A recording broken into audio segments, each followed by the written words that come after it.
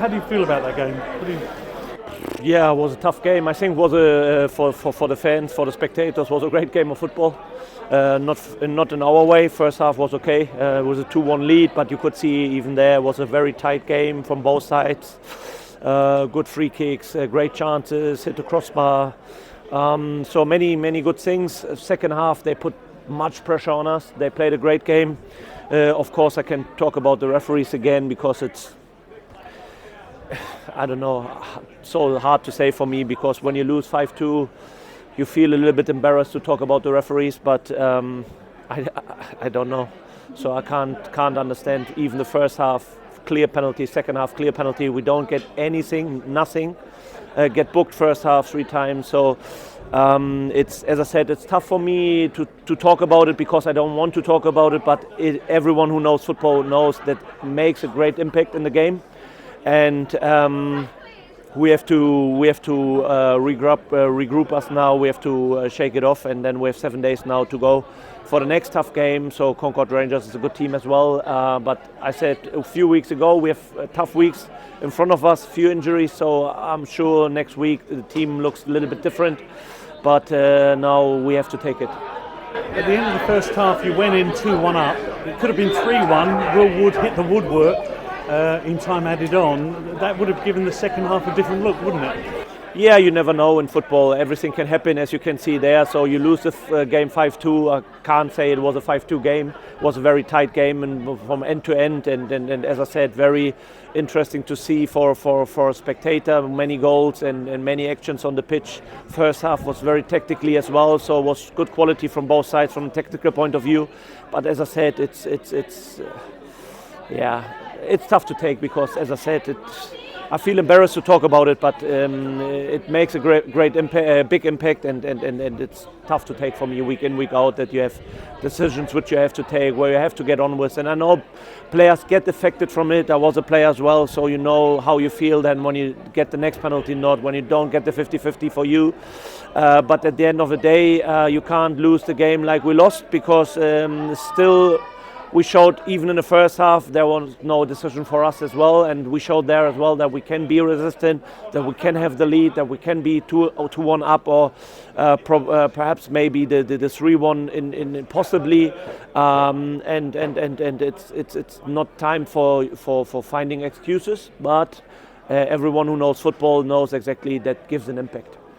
You had a run of 7 straight wins. Now you've got 3 straight league defeats. How can you turn it around again to get back to that winning formula? Yeah, as I said, was not everything bad today. Definitely not. So from this point of view, we saw a few good things. Of course, we were in some areas and for some situations a little bit more shaky than before.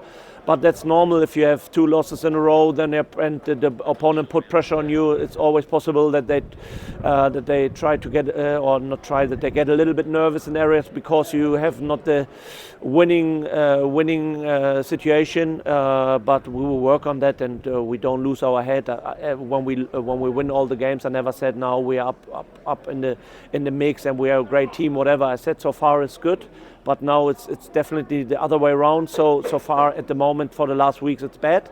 But in the same situation, when I was there to say, look, we win the games, but in some areas not good enough. Now it's different and the other way around. So we lost the games, but not everything was bad. So we keep on working, we keep on doing, and we get a few injuries back for the next game next week, and then our shape looks a little bit different. At half time, after the break, the players seemed to lack a bit of confidence. They had the lead, but they didn't seem to be able to sustain enough to hold Dulwich at bay. What do you think caused that? Yeah, Dulwich made it good when they came out of the half-time. That straight away 2-3 corners caused us a little bit problems, had a few little chances, and then you start to get a little bit nervous as a player because you know you can lose something. If you have in your head that you can lose something, it's always a problem.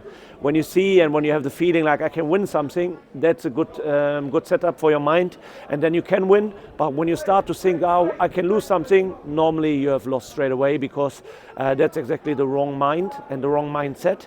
That was my feeling then during the second half, that they had the feeling we can lose something today. And as I said, that's the wrong mindset, because you need always to think like what you can win today. say, not what you can lose. And I think that was in the head straight away after the first few minutes in the second half. And they couldn't react in the right way because they get more and more nervous. Nervous is not the right word. I would say probably more unsecure. Unsecure is probably more the right word, and it never helps you in a game. You were going to have a midweek game this week against Bath. That's been moved back to a Saturday in 2 weeks' time. You've got a whole week now to work with the players on the training field, which you must be happy about. Yeah, definitely I'm happy about it because, as I said, now everyone who see the lineup saw that many players are missing at the moment. But as I said, we have now 7 days and many players will be back next week, so our shape will definitely look different on next Saturday. And that's always good for me to have more options on the pitch, and of course it's a good situation to work for 7 days. And you've got a big Christmas programme looking ahead, so you're going to need all those players available. Yeah, definitely. We need every player anyway, so that's what I said during the whole time. I'm always happy if everyone is available, if I have to make tough decisions, because at the end I know everyone is there. If you don't need to make decisions because not everyone is available, or few, and